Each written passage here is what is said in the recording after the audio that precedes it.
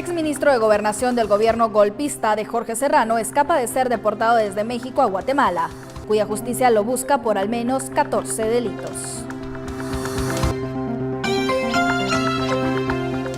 Integrantes de cuestionado comité de huelga de Dolores de la Facultad de Derecho de la USAC propinan brutal golpiza a nuevos dirigentes de la Asociación de Estudiantes.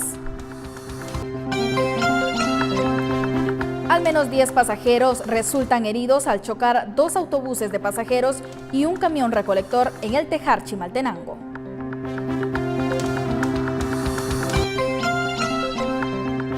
Y en España, un referéndum por la independencia de Cataluña, convocado para mañana y prohibido por el Estado español, divide esta rica región noroeste de España.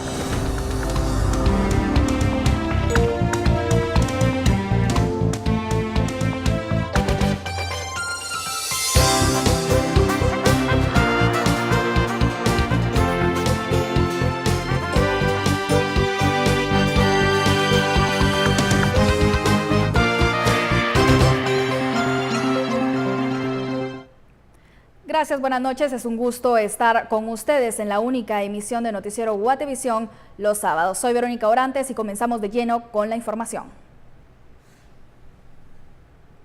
La Asociación de Estudiantes Universitarios de la Universidad de San Carlos rechazó los actos violentos cometidos por el Comité de Huelga de la Facultad de Ciencias Jurídicas y Sociales, a quienes señalan de agredir a 3 estudiantes anoche. Desde hace 10 años no existía una asociación de estudiantes en la Facultad de Derecho. Carlos Raúl Rojas relata que el viernes tuvieron una convivencia para festejar que quedaron como la nueva asociación estudiantil. Al guardar las cosas en el parqueo, pasado las 7:30 de la noche, fueron atacados. Señalan al comité de huelga de la Facultad de Derecho. Cuando se acabó todo más o menos a las 7:20, pero nos queríamos ir temprano. Estábamos guardando todo, ya casi estaba todo guardado, tal vez faltaban un par de cosas. Llegaron miembros del comité y nos agredieron a todos en el parqueo. Tengo lastimadas las cervicales con un espasmo, pero realmente la peor parte se la llevó Lenin porque con un bastón chino le pegaron en la cara. Tiene riesgo de perder la visión en un ojo, tiene huesos fracturados en la cara. A Ceci, que es mujer, le arrancaron la blusa, casi que le dieron una arrastrada en el suelo, está aruñada y con golpes por todo el cuerpo también. Los estudiantes interpusieron la denuncia al Ministerio Público. La Asociación de Estudiantes Universitarios, en voz de su secretaria general, rechazó la violencia. Durante las elecciones, a pesar de que había mesas de diálogo con observadores internacionales, miembros de PDH, miembros del subcomité de huelga de derecho dijeron de que ellos no estaban de acuerdo con las elecciones, que no iban a firmar ningún pacto de cero violencia, entonces ellos ya habían desde antes anticipado que iban a actuar con violencia. Entonces repudiamos totalmente estos actos como Asociación de Estudiantes Universitarios. Además piden el desalojo de los espacios que ocupan el comité de huelga de esa facultad. El llamado en estos momentos es principalmente a las autoridades de la Universidad de San Carlos a que garanticen la seguridad y la integridad de nuestros compañeros. Entonces las autoridades no deben de permitir eso, por eso exigimos que se les sea desalojados de manera inmediata a estas personas que están ocupando estos espacios físicos. Los estudiantes con conciencia repudiamos la violencia. Los estudiantes con conciencia repudiamos la violencia. Se le buscó al comité pero estaba cerrado y se llamó a uno de los dirigentes a su celular, pero estaba apagado. La AEU hizo un llamado a una asamblea general el próximo lunes 2 de octubre a las 5:30 de la tarde, en el edificio S2, además de un llamado a todos los estudiantes que las reacciones de indignación se resuelvan por la vía pacífica. Por una Guatemala en paz, Verónica Orantes y Luis Achín. En materia de seguridad, la Policía Nacional Civil capturó en el kilómetro 30 de la carretera al Pacífico, jurisdicción de Amatitlán, a 2 hombres que iban en una panel, pues portaban un paquete con cocaína. La detención fue realizada por los agentes de investigación criminal, expertos en la Subdirección General de Investigación Criminal y agentes de la Comisaría 15. Los capturados resultaron ser padre e hijo. Ahí está ahorita. ¿Es Velasco?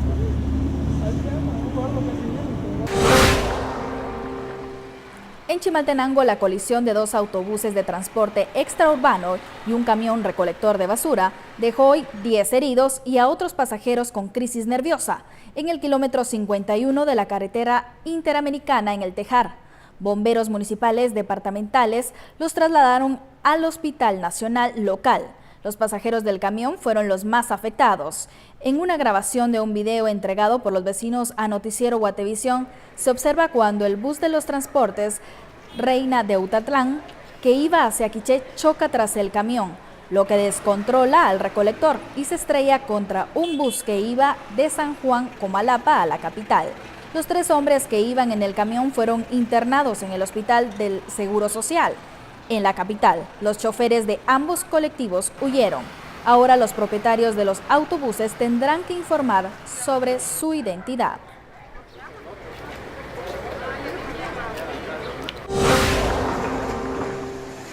Los bomberos municipales instalaron un centro de acopio en apoyo a las familias damnificadas del derrumbe en Tamaú, Alta Verapaz, que ocurrió el miércoles por la noche y dejó 3 muertos. Además que diferentes familias se vieron afectadas, ya que 17 viviendas resultaron con severos daños.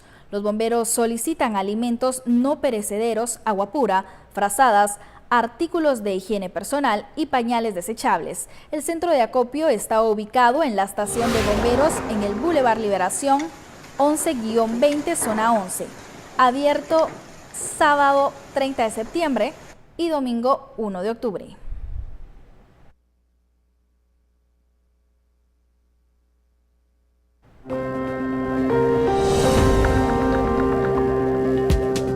Vamos a la publicidad y cuando estemos de vuelta, el exministro del gobierno golpista de Jorge Serrano escapa de ser deportado a Guatemala.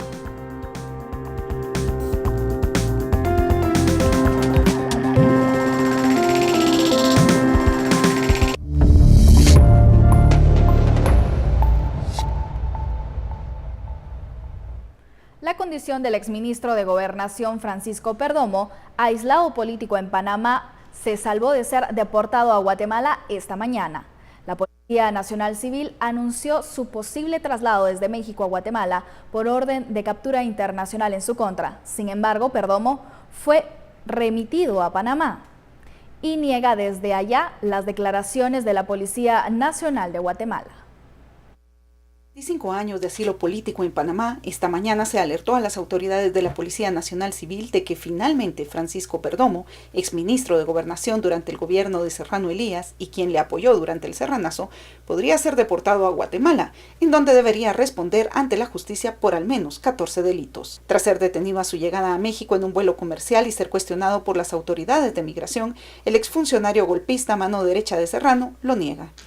Luego de establecer la condición del asilo político y de que no existía más que el ánimo de poder perjudicar la buena relación existente entre países, me solicitan que regrese a Panamá, lo cual hago optativamente o de una forma voluntaria, considerando primero el respeto que me merece este país y que me merece México.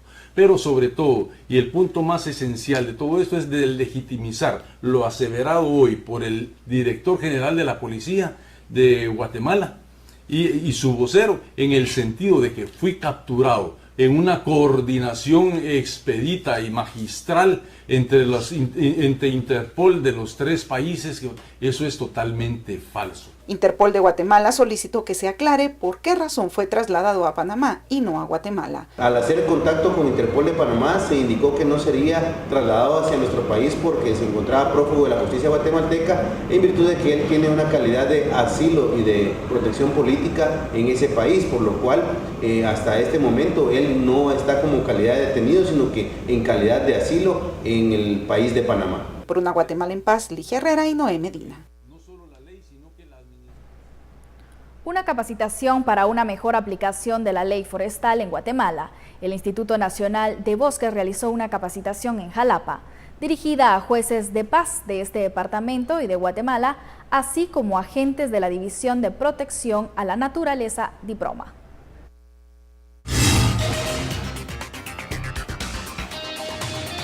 Debido al poco control y pocas sanciones en materia de la ley forestal en el departamento de Jalapa, el INAV capacitó a jueces de paz y a los agentes de DIPRONA de la Policía Nacional Civil. En el día de hoy se tiene un taller con jueces de paz, personal de DIPRONA, personal del Ministerio de Ambiente y CONAP.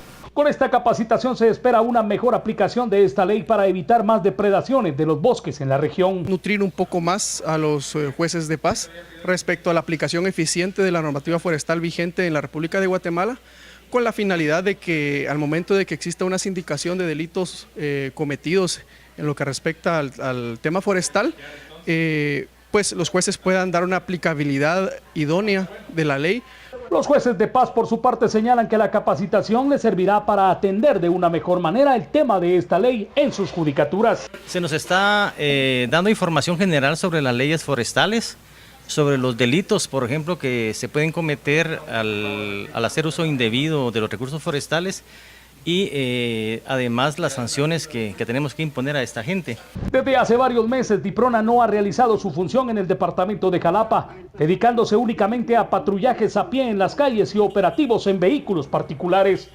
Desde Jalapa, por una Guatemala en paz, Hugo Oliva, Noticiero Guatevisión. En Cobán se realizó la segunda Feria de Prevención de Embarazos no planificados en adolescentes, organizado por la Dirección Municipal de la Mujer, donde participaron estudiantes del nivel medio de diferentes establecimientos.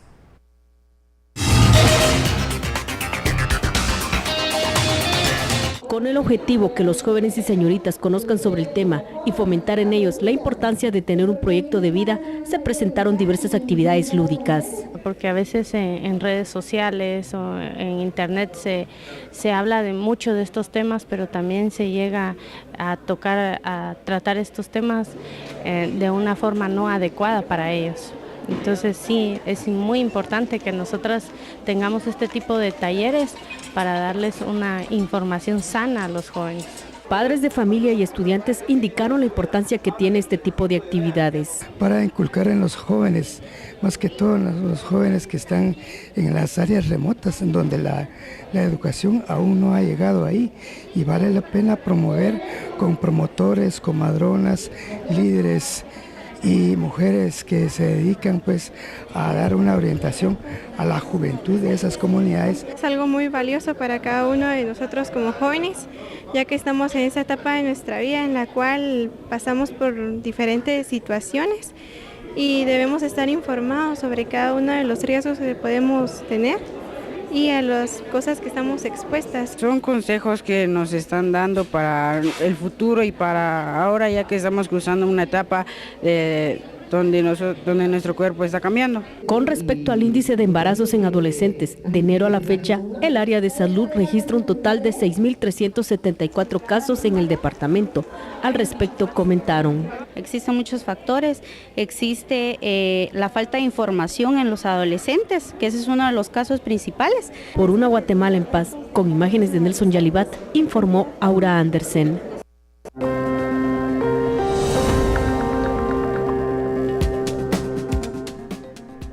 Nos vamos a los comerciales, pero al regresar, referéndum por la independencia divide a los catalanes.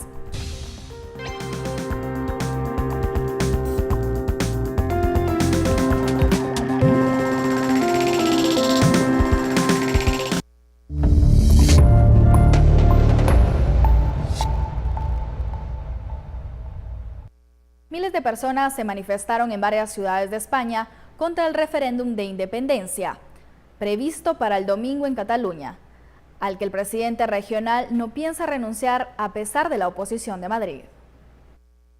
Basado desde hace años en un conflicto creciente con el gobierno del conservador Mariano Rajoy, el Ejecutivo de Cataluña, al noroeste de España, está decidido a celebrar esta consulta prohibida por el Tribunal Constitucional Español. Cataluña es España, o nosotros también somos catalanes.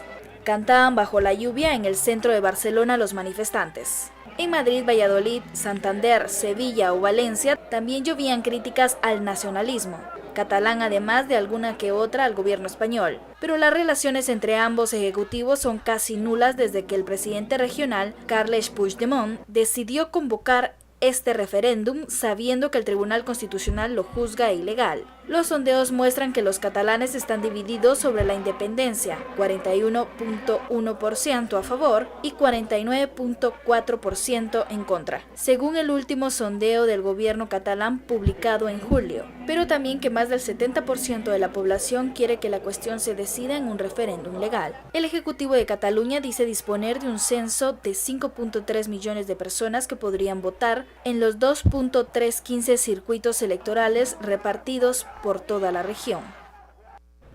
La encantadora castradora es una sátira sin límites ideológicos que habla de las estrategias del poder para mantener su supremacía sobre los dominados. La obra está bajo la dirección del primer actor guatemalteco, Luis Tuchán. Ustedes, ateos prehistóricos, deben arrepentirse antes del gran final. Porque un día futuro, ustedes, reptiles cuasi humanos, se verán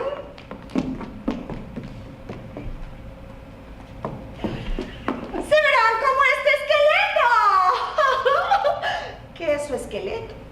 Porque Miss Pene no tiene esqueleto. Y además, ni siquiera sabían que se iban a morir. Roche es una actriz muy talentosa. Yo generalmente sé con quién trabajo. Yo no puedo asegurar que un actor que trabaja conmigo una vez se va a quedar trabajando conmigo, identificándose con el trabajo, profundizando en la línea y en el estilo que yo manejo. Pero lo que sí puedo asegurar es que yo intuyo la capacidad de los actores.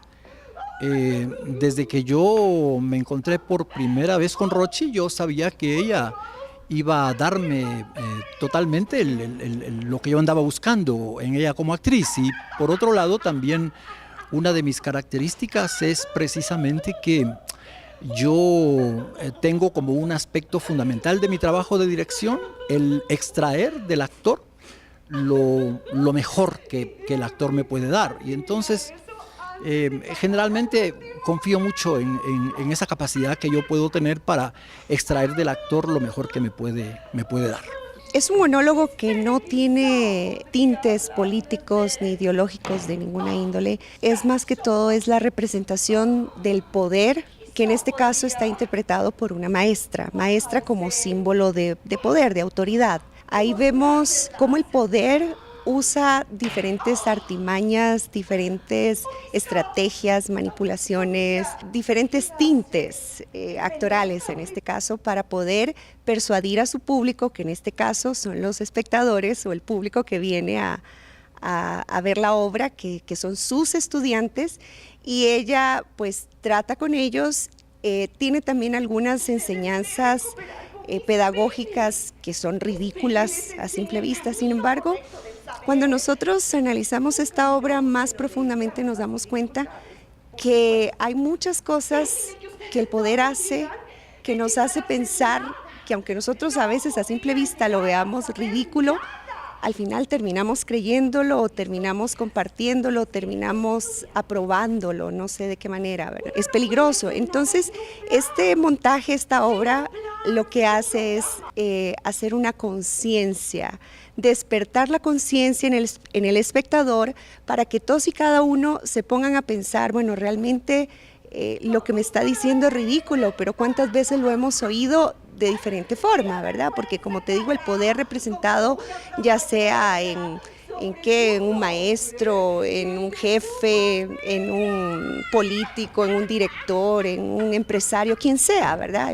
Estamos ahorita los jueves y los domingos, todos los jueves a las 8 de la noche y los domingos a las 5 de la tarde en el Teatro Dick Smith de Liga. La temporada es a partir de hoy hasta el 29 de octubre, que es domingo. El psicólogo Arturo Archila nos presenta hoy otra de sus acostumbradas cápsulas, en lo que se analiza el misterio del comportamiento y la conducta de los seres humanos.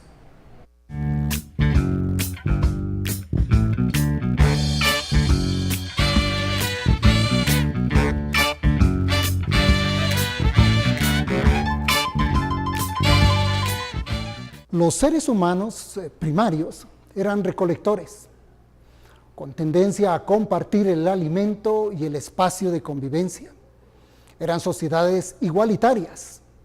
La igualdad es contingencia del amor o resultado de una mínima expresión del yo. Aceptar al otro y cooperar sucede cuando se está absuelto de lucha y competencia. Podemos afirmar que nuestra naturaleza biológica primigenia es la comunión y la cooperación. De ahí que seamos gregarios, cariñosos y con disposición natural a las caricias. Hay suficientes experimentos que demuestran que los seres humanos dependemos del amor y nos enfermamos cuando éste nos es negado en cualquier momento de nuestra vida. Sin embargo, predomina en el cerebro actual la agresión, el odio, la confrontación y la competencia.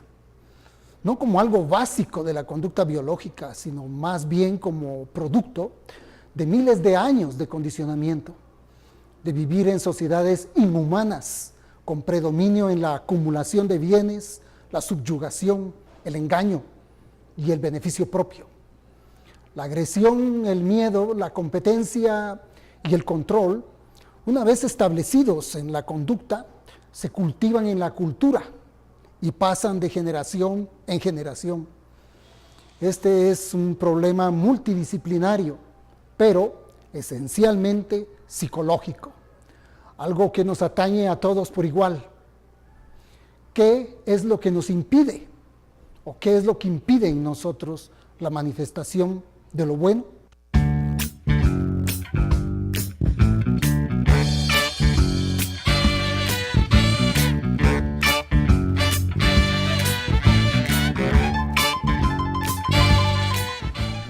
Seguimos este noticiero con el pronóstico del tiempo para mañana.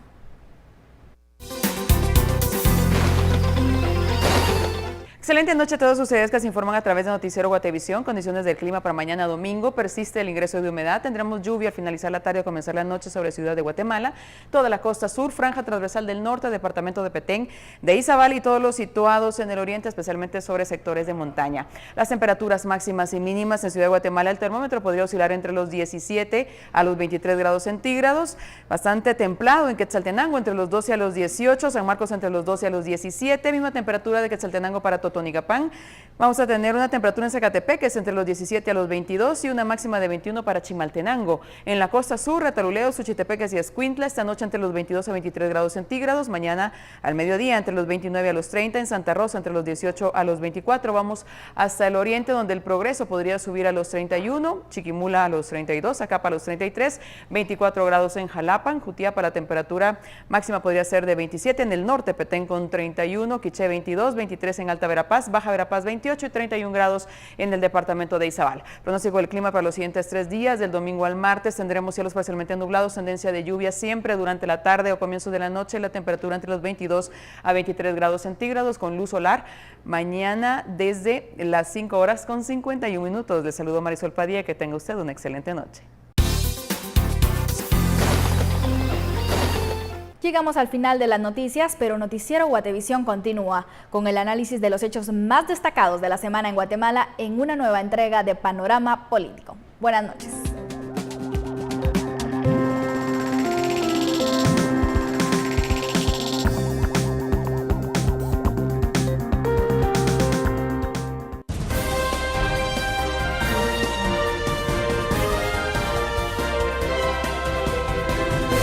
Muy buenas noches, bienvenidos a Panorama Político. Como todos los sábados vamos a discutir de la coyuntura nacional, una coyuntura nacional que ha hecho que muchos guatemaltecos pues tengamos distintas sensaciones debido a los últimos acontecimientos ocurridos ya casi un mes desde que se comenzaba a hablar de la salida de Iván Velázquez por la vía de la declaración de non grato y otros aspectos más que vamos a ir tocando. Para hablar del tema hoy, pues me acompaña mi compañera reportera de Noticiero Guatevisión, Dulce Rivera, además del ciudadano Gustavo Molina y el periodista Bill Barreto. Muy buenas noches a los tres. A ver, quería comenzar, creo que tal vez no sea lo que más bulla haga, pero lo que puede tener mayor nivel de trascendencia para el país. El tema de entablar un diálogo entre las distintas fuerzas nacionales para poder tratar de salir de toda esta crisis en la que pues estamos metidos, nos han metido, dependiendo del enfoque que querramos ver. Ahí en esta semana arrancamos con que Foro Guatemala, que había sido la entidad que había recomendado por lo menos un par de actores como la Iglesia Católica y la Iglesia Evangélica, dijeran, miren, no hay condiciones para el diálogo, el gobierno no debe participar, el Congreso de la República está como expectante, hay muchas fuerzas políticas del país y muchas fuerzas de la sociedad civil, el mismo empresariado, que hoy creo que no tienen claro qué rumbo vamos a llegar. ¿Cómo lo ven ustedes? ¿Quién comienza? Bill. Bueno, Otto, para empezar hay que considerar cuál es la legitimidad que puede tener este gobierno en su solicitud de diálogo. De entrada vemos un gobierno sumamente desgastado, tanto en el Ejecutivo como en el Legislativo, y eso le resta la posibilidad de, digamos, tener convocatoria. Si ya vemos a un espacio como el Foro Guatemala, que tradicionalmente ha tenido incidencia nacional, dejando de lado esta oportunidad, dejando de lado, digamos, esta posible salida a la crisis, lo que encontramos es un signo más del deterioro de la legitimidad del poder del presidente Jimmy Morales. Entonces ahí vemos de entrada una carencia. ¿Cómo solucionarla? Es difícil determinarlo, ya que precisamente los espacios de diálogo deberían darse en los entes más representativos del poder político, y ese espacio de diálogo debería ser el Congreso. Pero si enfocamos nuestra mirada ahí, encontramos aún menos legitimidad que en el caso del presidente, probablemente. Entonces, estamos ante un callejón sin salida, al parecer.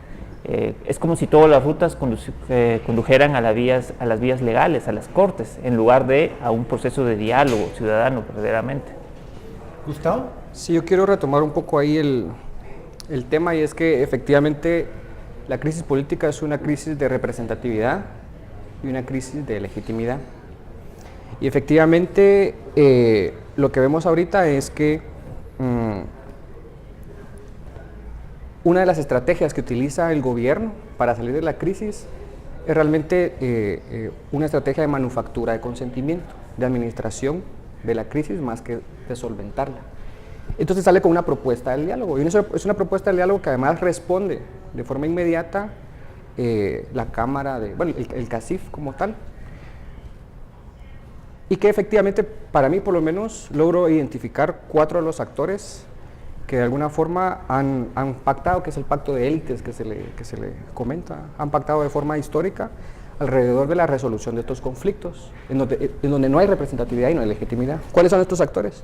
Por un lado, del lado del gobierno ahorita tenemos el caso de la clase política, que está de alguna forma relacionada muy de frente, muy de cerca con el ejército. Y del lado afuera, no de la ciudadanía, pero de fuera del Estado, vemos a las cámaras empresariales aliadas con las iglesias, ¿verdad?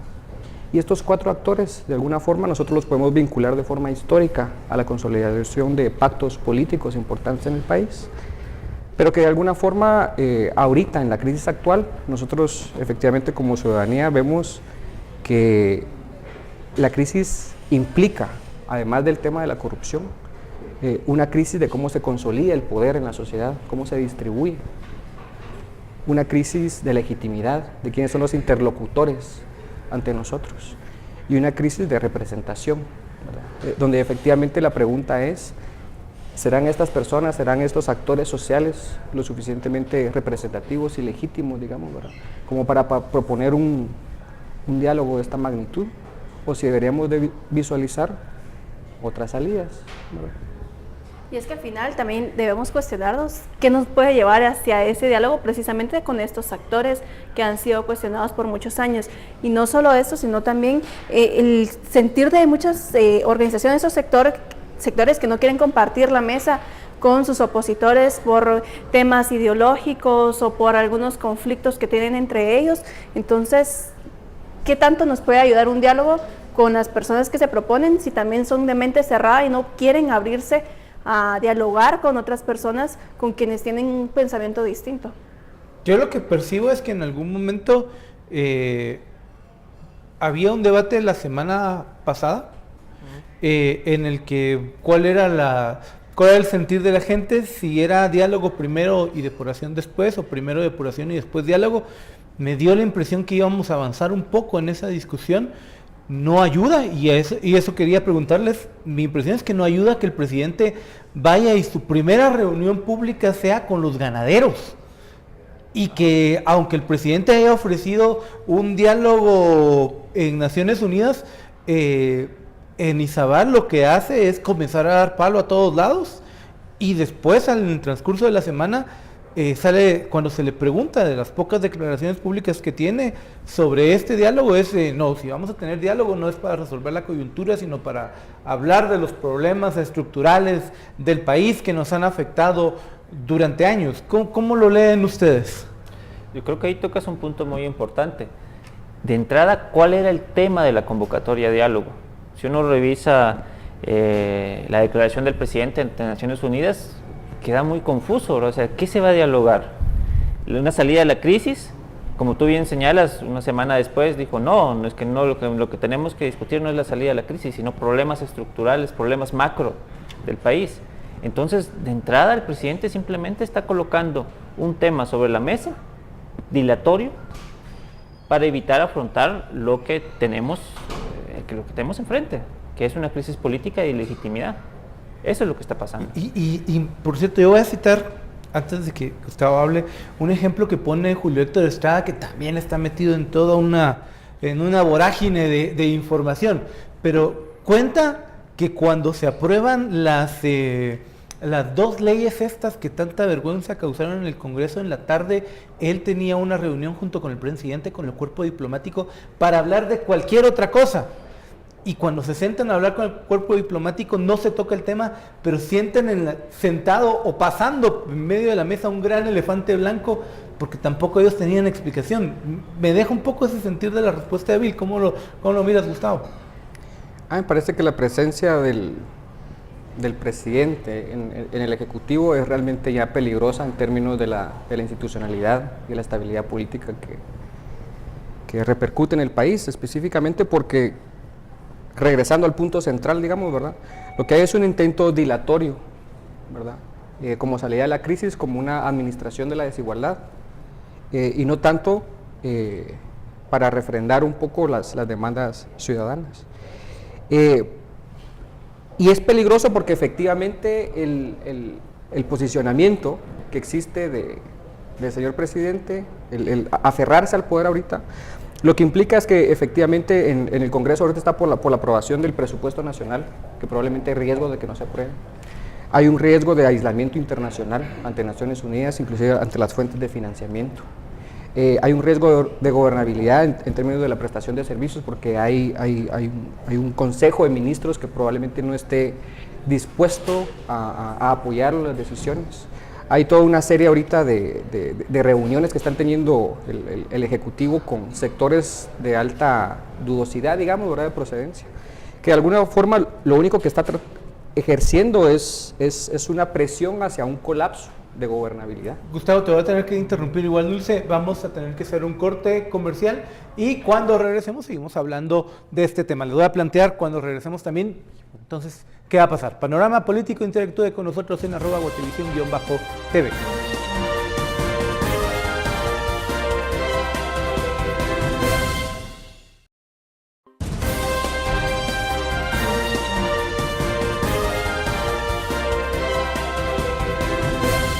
Muchas gracias por acompañarnos en Panorama Político. Les planteamos, una conclusión mía de la plática que teníamos en el primer bloque. Estamos donde más o menos estábamos hace una semana. No se ha avanzado mucho. Esta solución que el presidente ha hablado del diálogo, que algunos sectores se han subido a ella, pues no ha caminado, el presidente no ha abonado a ella.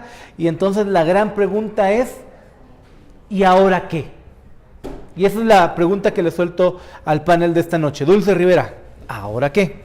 Bueno, es que es un panorama realmente complicado porque vemos por un lado una crisis política que se va agudizando cada vez más estamos enfrentando nuevamente procesos de antejuicio en contra del presidente Jay Morales, y sin duda también lo que mencionaba Gustavo, el tema del presupuesto en el Congreso complica aún más las cosas, porque siempre ha sido una herramienta de negociación, de extorsión hacia qué apoyo se podría mover en el Congreso.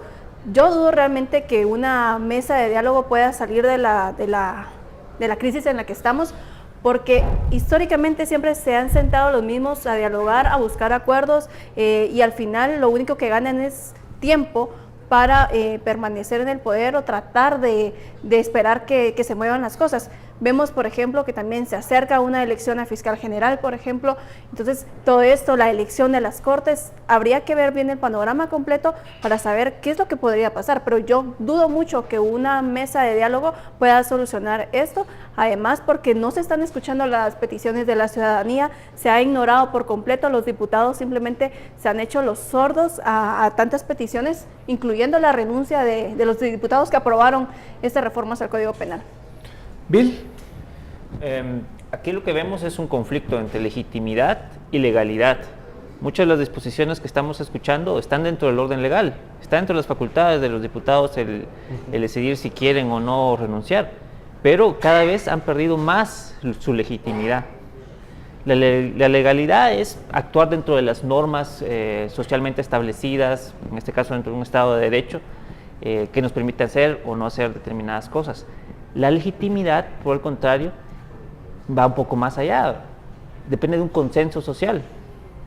Históricamente son 3 las vías de la legitimidad, ya sea a través de las costumbres, la tradición, ya sea del carisma de las personas que cuentan con el poder, o a través de la vía legal racional. Esas 3 formas que dice Max Weber, que fundamentan la legitimidad, ahorita están en serias carencias para este Congreso y para el presidente. No tiene carisma. La tradición, digamos, la figura presidencial, la figura del presidente de Guatemala también ha estado en una franca devaluación. Y legal, racionalmente, también vemos que enfrenta una serie de antejuicios. Entonces, esas 3 fuentes tradicionales del poder, de la legitimidad, están socavadas. Gustavo, ¿ahora qué? Sí, yo creo que para salir de esto tenemos que distanciarnos un poco de la coyuntura y verlo como una crisis política estructural histórica en la cual nosotros como jóvenes y bueno, con quienes compartimos este momento histórico, tenemos la oportunidad de replantear qué está pasando y cómo poder solventar esto. Yo creo que la crisis efectivamente tiene que ver con cómo se ejerce, cómo se construye el poder dentro del sistema de democracia representativa. Y efectivamente para mí por lo menos hay 3 características que son cruciales para entender la crisis.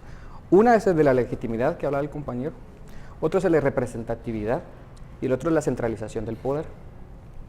Yo creo que, como mencionaba nuestra compañera, nosotros como ciudadanía no podríamos estar todos los sábados saliendo a protestar, ¿verdad?, esperando que en esas protestas se construyan asambleas ciudadanas para resolver problemas estructurales históricos del Estado.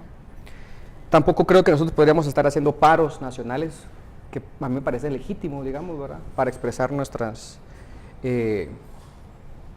pero que la economía del país sí requiere que estemos funcionando al 100%. Efectivamente, pero a lo que voy es hacia dónde llama la ciudadanía, e inclusive las críticas que se hacen ahorita sobre el llamado al diálogo. No queremos un diálogo entre élites o entre corruptos, sino que queremos un diálogo en donde nos establezamos, platiquemos todos, ¿verdad? Entonces, ¿a dónde voy? Yo creo que efectivamente, si nosotros retomamos el punto de que hay una crisis política en donde está centralizado el poder, no es legítimo y tampoco es representativo, podríamos pensar cómo de aquí en adelante, además de reformas a la LEP, ¿verdad?, porque las reformas a la LEP lo que se hace es que oxigena el sistema y entrega, digamos que nuevos actores a un sistema, pero un sistema que todavía padece de las mismas carencias, que sigue siendo centralizado, que habla de representación cuando finalmente tal vez no la tenga, y habla de legitimidad donde tal vez no la tenga.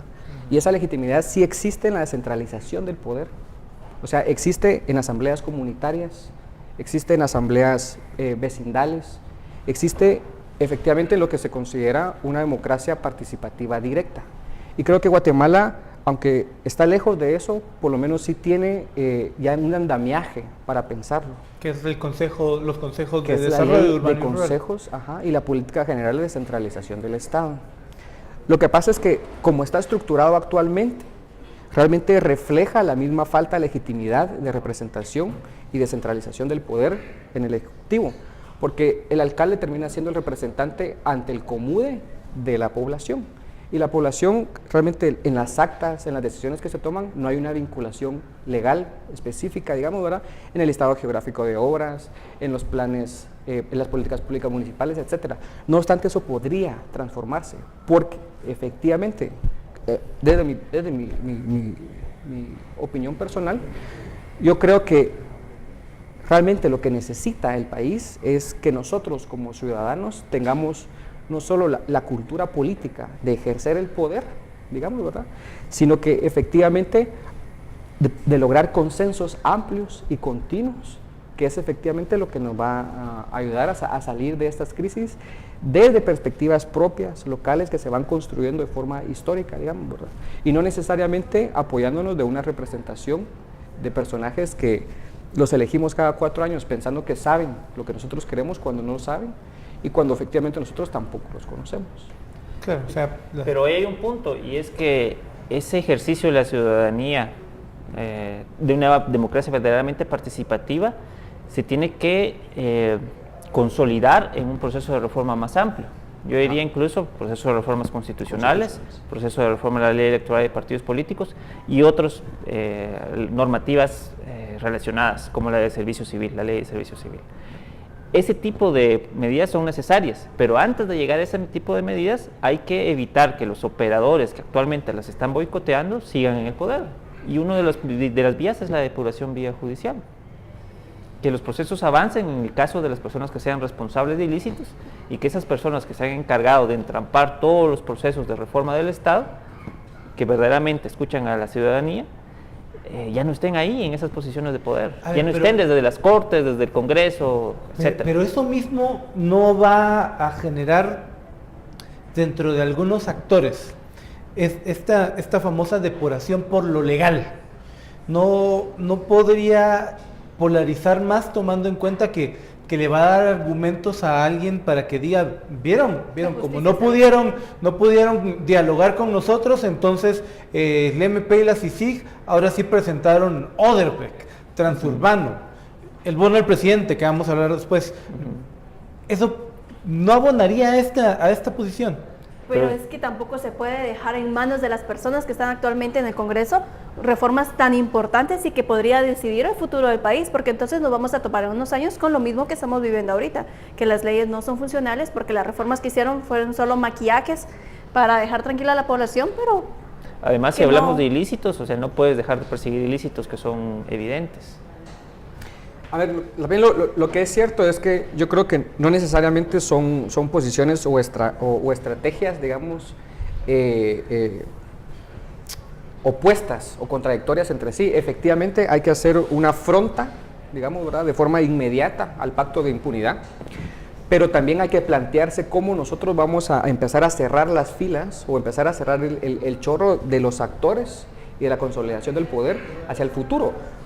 Porque estas luchas las hemos tenido de forma histórica y las seguiremos teniendo, digamos, ¿verdad? O sea, efectivamente el poder que nosotros saquemos ahorita se puede reconsolidar, se puede reagrupar después de esto y va a aprender de lo que está sucediendo y va a sacar nuevas acciones para hacerlo. Entonces, ¿cómo nosotros podemos plantear, por un lado ahorita, acciones concretas de depuración, pero a la vez todo un planteamiento de reformas que nos permita a nosotros en el futuro empezar a generar espacios de poder más cercanos a nosotros, digamos, ¿verdad? En el caso y voy a plantear de forma muy horrible, digamos, el caso de Suiza, por ejemplo, que efectivamente los ciudadanos tienen la capacidad de presentar propuestas de ley, ¿verdad?, inclusive de vetarlas, ¿verdad? Tienen la capacidad de construir, digamos, políticas públicas locales, tienen la capacidad de generar votos anulatorios de mandato, digamos, ¿verdad?, tanto a nivel nacional como local. Y en el caso, en el caso de Guatemala, para no irnos tan lejos, tenemos las experiencias de 48 cantones, la experiencia del Estado Canjobal, de otras comunidades que han ido ejerciendo, digamos, un poder de mandato local legítimo, representativo, descentralizado, que efectivamente construye unas dinámicas de poder en donde es más difícil, digamos, ¿verdad?, construir estos pactos de impunidad. Bien, Gustavo, vamos a hacer una pausa comercial, pero cuando regresemos seguimos hablando de la actualidad y de la coyuntura aquí en Panorama Político.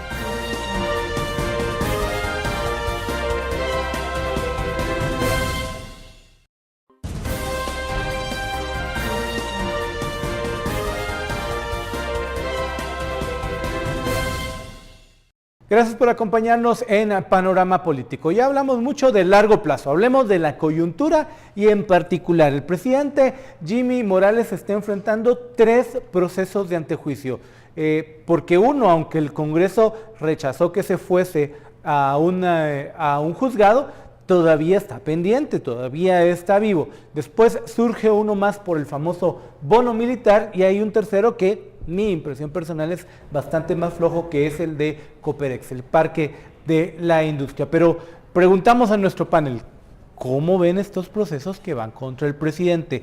¿Habrá alguno que camine? ¿Se puede retomar el primero de ellos? ¿Vamos a ver al presidente perdiendo su inmunidad por algún caso? Yo veo difícil en el corto plazo que este Congreso, que le ha dado de alguna manera un apoyo con miras también a protegerse como grupo político, como élite política, que este mismo Congreso le retire la inmunidad al presidente. Tal y como están ahorita las fuerzas, con este grupo de operadores jugándose su libertad en algunos casos, difícilmente van a cambiar o reorientar los votos como para conseguir que se levante el antejuicio al presidente, la inmunidad al presidente Morales. Y hay un dato interesante. Tú mencionabas 3 antejuicios. El de financiamiento electoral ilícito, que lo que pone en entredicho es la legitimidad con la cual llega al poder Jimmy Morales, porque esa es la forma en la cual se consiguieron los fondos para sufragar su campaña. El segundo antejuicio es por enriquecimiento ilícito, que nos habla de procesos administrativos, o sea, ya por decisiones tomadas en el ejercicio del poder. Y el tercero, que también es el de Coperex, que también, como mencionabas, es el más flojo, que también habla de procesos administrativos. Entonces hablamos que 2 de las fuentes, digamos, de legitimidad del poder de Jimmy Morales, tanto el proceso electoral como su ejercicio, están socavadas por antejuicios y a la espera de que puedan venir otros, por supuesto. Entonces, a pesar de eso, el Congreso difícilmente le va a retirar la inmunidad tal y como están ahorita conformadas las fuerzas, tal y como están ahorita dispuestas los intereses dentro del hemiciclo. Y cuando hablo de intereses, hablo de recursos, como mencionaba Dulce, respecto al próximo presupuesto. Y también, por supuesto, su misma libertad, que es tratar de defender un sistema que les permita garantizarse no ser procesados por otros casos judiciales. Claro, y es que si vemos también, por ejemplo, las reformas al Código Penal también era un blindaje a la clase política, a ellos mismos, y que de paso se estarían beneficiando a otros sectores. Sí es complicado el hecho de que, por ejemplo, el primer antejuicio sigue en el Congreso y en cualquier momento podría salir a votación. Ya hubo 2 votaciones al respecto, pero no se han alcanzado los votos. Y yo insisto, esto al final también se convierte en una herramienta de chantaje hacia el mismo presidente en cuanto a pedir algunos contratos, algunas plazas, que es algo tan particular de los diputados en los ministerios. Y bueno, en el segundo caso, que es del bono militar, creo que los diputados no van a poder tener la excusa de que es aspecto político, como lo hicieron con el primero, porque decían que había coincidido con el viaje del presidente a la ONU, y tampoco van a poder decir que no hay más que indicios, porque es algo que salió a la luz pública, algo que se hizo mal, que como todos sabemos... Que tiene un reporte de transacción sospechosa de la IBE, que es lo igual que financiamiento electoral ilícito, pero los diputados se escudaron diciendo que era algo político porque había coincidido con el viaje del presidente a la ONU, pero en este caso estamos viendo que algunos tratan de justificar que es dinero, que es poco dinero, pero realmente no es poco dinero, es bastante en comparación de lo que vive una persona diaria. Pero a pesar que fuese poco dinero, no es la cantidad, sino el hecho, hacerlo a escondidas, hacerlo de una manera ilegal, sin cumplir con las leyes establecidas, sin reportarlo, sin pasarlo al Congreso para que diera su aval también. Yo lo que creo que es un tema de gestos también, o sea, el presidente gana cerca de 150,000 quetzales y un bono de 50,000 lo que denota es, perdón por el chapinismo, pero lo aborazada que puede ser la clase política guatemalteca. Y en particular, el presidente ya ha cuestionado, Gustavo. Sí, yo creo que efectivamente ellos se van a blindar, se van a seguir blindando. No obstante, no considero al Congreso granítico, ¿verdad? Y creo que efectivamente, y estamos solo en esto, ¿verdad? Porque recuérdense que el llamado salió de la presidencia y el Congreso de alguna forma en pacto responden los sectores económicos organizados y las iglesias. Y que efectivamente tampoco se han sumado a las protestas ciudadanas. No obstante, lo que mantiene un poco la esperanza es la fuerza que se ha consolidado en las plazas a nivel nacional. Y creo que por ahí, ¿verdad? Por ahí podría venir el empuje de un proceso de depuración que efectivamente va a tener que ser por las vías judiciales, digamos, ¿verdad? Que va a costar muchísimo. Pero ojo, ¿verdad? Tenemos muy poco tiempo, ¿verdad? Porque en todo esto el tiempo es estratégico. Y efectivamente viene un cambio de la fiscal general, ¿verdad? Viene un cambio en las cortes. Ya de alguna forma hay algunos sectores que están anteponiendo ante juicios ante los magistrados de la Corte de Constitucionalidad, etcétera, ¿verdad? Hay unos pronunciamientos de los sectores empresariales en contra de la Procuraduría de los Derechos Humanos, en contra de... Entonces hay todo un ataque también que está sucediendo y que no sabemos cómo de alguna forma van a cambiar los actores de aquí a 4 meses. Entonces, efectivamente, si existe una oportunidad del proceso de depuración, no va a suceder sin el apoyo de las plazas, ¿verdad? Sin el apoyo de la ciudadanía, gestando una cantidad de presión política, minando el capital político de los diputados, no solo a nivel abstracto del legislativo, sino que llegando también a niveles más locales, ¿verdad? En el caso de Chimaltenango, de Quetzaltenango, ¿verdad? Yendo estrictamente a las oficinas, a las casas de cada uno de ellos y exigiéndoles efectivamente que apuesten en contra del pacto de impunidad. A ver, ¿cómo vamos a parar? Es decir, ¿qué prevén ustedes para la próxima semana? ¿Camina? ¿Nos aparece un elemento más para esa depuración judicial?